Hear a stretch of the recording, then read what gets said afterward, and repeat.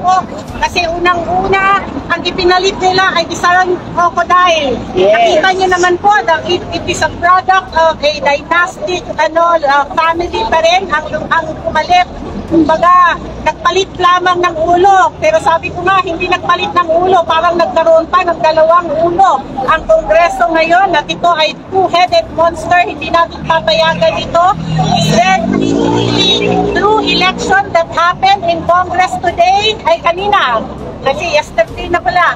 Alam nyo, hindi po nagkaroon ng tunay na eleksyon dahil ang kanilang nilaga na bagong speaker ay mula lang din sa rekomendasyon ng previous speaker at sinang-ayunan ng ating Pangulong Bongbong Marcos. Ako ay may panawagan sa ating Pangulong Bongbong Marcos. Kung totoo ang iyong sinasabi na gusto mong supilin ang korupsyon at even itong tungkol sa flood control, I challenge you to release an order, all departure order for all the congressmen, the senators, and all other that has been involved in the flood control anomaly. Hindi lamang whole departure order, mag-issue ka ng order to freeze all their assets. Shout out us Reaction Vlog YouTube channel. Please like and subscribe. Mabuhay kayo. September 21 is not a holiday. I have declared it as a day of protest. Lahat ng gustong magprotesta laban sa gobyerno, laban sa pulis, sa military o lahat, magbabaan kayo dyan. Mabuhay! Mabuhay ang armed forces! Mabuhay! Mabuhay ang Philippine National Police! Mabuhay! Mabuhay ang vloggers! Mabuhay! Hop, sandali lang. Tinitingnan ko ito eh. 10:55. Kompleto sila! News 5, 7, ibig sabihin, may warning ako ito eh, kahapon. Ang hindi pagpapakita ng mainstream media ay mananagot sila sa taong bayan, kinakailangan ilitaw ang katotohanan ang nangyayari sa ating bansa. Wala tayong dapat kilingan. Kayong mga mainstream media ay kasama na pala ako sa social media,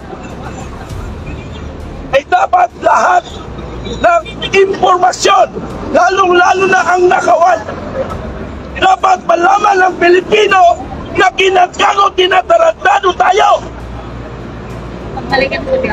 Ako, kami, mga general na nagtinal, nagpakahirap kami sa kabundukan, hinahanap namin ang kalaban ng tunay na kalaban ng taong bayan. Wala pala sa mundo. Nandito pala sa syudad, nasa Kongreso, inubos nila ang taban ng bayan, hindi lang milyon ng pesos pa, trilyon pang pesos. Mga tarantado kayo. Pinupuwis ko ang buhay ko para lang sa pagbabago ng sistema ng ating demokrasyang gobyernong Pilipinas. Pinuwis namin ang aming buhay, mga sundalo, para sa aming inang bayan. Pero paano yung mga politician, kinagago tayo, tinatarantado tayo, ang akala nila ang mga Pilipino, mga tanga, mga bobo, hindi nila alam, masakit sa aming damdamin. Lalo na ako, sundalo, nagpapatrolya kami sa kabundukan, nakikita namin ang ating mga kababayan, ang pagkain nila, isang saging at asin, tinutultol lang nila para lang makasurvive isang araw.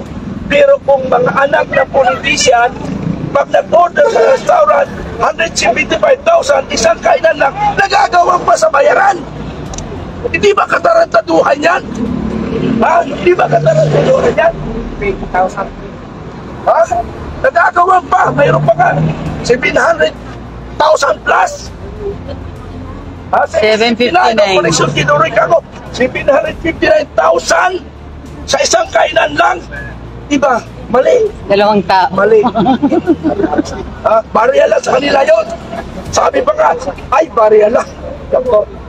Kaya mga kababayan, hinihiling ko sa GMA7, ABS-CBN, Hindi niyo kasi kinover eh. Nung pinapanaw. Nabasa ko lang, 7 at Hindi niyo kasi kinover nung napalaya si Tambay. Hindi ko lang mga sir.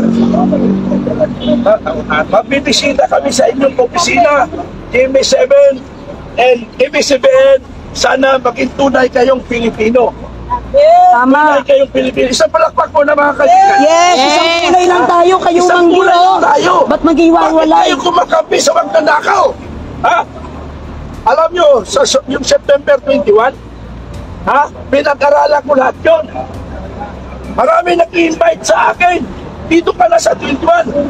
3 grupo ang nag-invite sa akin sa September 21. Pinag-aralan ko doon, yung karamihan doon ay pro-corruption. Ha? Pro-corruption doon. May mga kabaro pa nga ako doon eh. Pro-corruption. Bakit ko nasabi pro-corruption? Iprobumbong sila eh.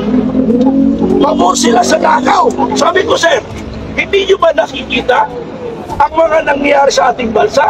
Hindi nyo ba narinig sa mystery media o sa mga vlogger? Hindi ba nyo nakikita, nababasa? Buksan nyo, sir, ang mata ninyo. Bibig nyo. Tinga. Patay nga. Wala. Pagsaradong putak, kahit anong gawin mo. Kaya hindi ako sasama sa September 21 kasi hindi naaabot sa 21 ito. Ang laban na ito. Buwis buhay na aking gagawin, di ba? Tama, hindi? Oo, nangyari. Tayo, di ba? Tama. Hindi kayo natin para sa bayan. Tama. So mga kaibigan, nasabi ko naman ang katotohanan ng Net25, News 5. News 5, GMA7, ABS-CBN, Yes. yung ANTV hinahanap ko. Kasi isa nag-cover sa akin yung ANTV, wala, no? Baka na traffic or flood control. Ano? Di ba, what I mean? Nabaha. Nabaha. Kaya hindi nakarating. So sorry na, kaya hindi nakarating. Ano? So mga kababayan ko, ipinaparating ko sa lahat ng ating kababayang Pilipino, pinapalangin ko sa ating Panginoon na sana maliwala ng kanilang kaisipan na sila'y dadayo dito sa ating bukas, pasilan tayo para makita nila ang katotohanan na nangyari. Kaming grupo na pinamunuan ni Gerard Buques, ini-invite namin ang ating Pangulong Marcos, ang ating Vice President at lahat ng politician, lalo na si Senador Risa Hontiveros na aking kaibigan pa noon nung ako'y nakipagbakbakan sa mga kaibigan niya. Lagi niya tinatawagan, Major Mitran, bakit yung mga tao dito natatakot? Sabi ko sa kanya, ma'am, baka may kasalanan? Wala, mga babae dito. Eh ma'am, sabi ko sa sundalo ko, sa Bulacan ko, tinutukoy pa, ma'am, yung mga sundalo ko, pinapunta ko lang sa barangay, ang sabihin niyo lang dahil doon, mga kababayan ko, narito ang inyong sundalo kung papangalagaan kayo, tingnan ninyo kung ano ang may tutulong namin, tutulungan namin kayo. Then kung ano ang may tulong nyo sa amin, tulungan nyo rin kami.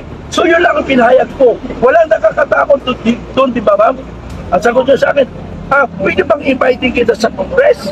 Ay okay ma'am yan, idol kita, punta tayo ng Congress. Sir, pero ma'am, sabi ko, may protocol kami, kailangan ipaalam mo sa commander. Ano ba? After 30 minutes, tinawagan ako. Hoy, segundo! Sabi sa akin, segundo! Medyo minor ka lang. minor sa trabaho. Kasi alam mo yung trabaho ng sundalo, di ba? So, yun lang muna ang gusto kong panawagan sa lahat ng Pilipino, sa lahat ng aking mga kabarkada, kaibigan, dati kong kabasama sa sundalo, na retirado, at saka active. Ay, hindi pala active. Mali. Retired. Mga retired. Ano? Mga retired na kasama ko sundalo at kasama ko naging ang mga pulis na naging estudyante ko. Ang iba ay nag-general na naging estudyante ko. Ini-invite ko, pero yung retired lang. Hindi active kasi masama, bawal sa kanila. Pero kung ang boss nila nag-decision, hindi na bawal. So, dapat mag-decide si General Browder at saka si General Asaltis ba? Okay. Nartates. At Nartates, dapat mag-decide sila kung ano, sa bayan pa sila para sa bayan ng Pilipino. So yun lang po, gusto ko iparating sa sa lahat ng Pilipino na nakikinig ngayon, bukas makita-kita tayo dito. Anumang oras darating kayo dito, kaharapin niyo ako dahil dito ako matutulog. Oy, kasama ko naman yung sundalo dyan, sundalo ko pa dati. Papasuko Tao ko pa, pero bawal na rin kahit sundalo ko. Kanina nga, inis na ba ko. Sabi ko, kabahan. Hindi natin tayo kasama, takot ka. Okay, yun lang. Maraming salamat, mga kaibigan. Bilib talaga ako sa mga retired. Okay, salamat po. Napababa ang tamba. Ayan, magsalita naman din po ang kababaihan. Ako po si Astra Pimentel. Nais kong iparating sa lahat ng mga magulang sa ating bansa. Huwag nating payagan ang ating mga kabataan ay mag-isip na nilonormalize natin ang korupsyon. Dahil ito yung ano natin, red crocodile bag. Kasi alam niyo ba kung nagtagumpay na ba tayo sa paglabas ni Martin Romualdez? Hindi pa po. Kasi unang-una, ang ipinalit nila ay isang crocodile. Nakita niyo naman po that it is a product of a dynastic family pa rin ang pumalit. Kumbaga, nagpalit lamang ng ulo. Pero sabi ko nga, hindi nagpalit ng ulo. Parang nagkaroon pa ng dalawang ulo. Ang Kongreso ngayon, at ito ay two-headed monster, hindi natin papayagan ito. Is there true election that happened in Congress today? Ay kanina. Kasi yesterday na pala.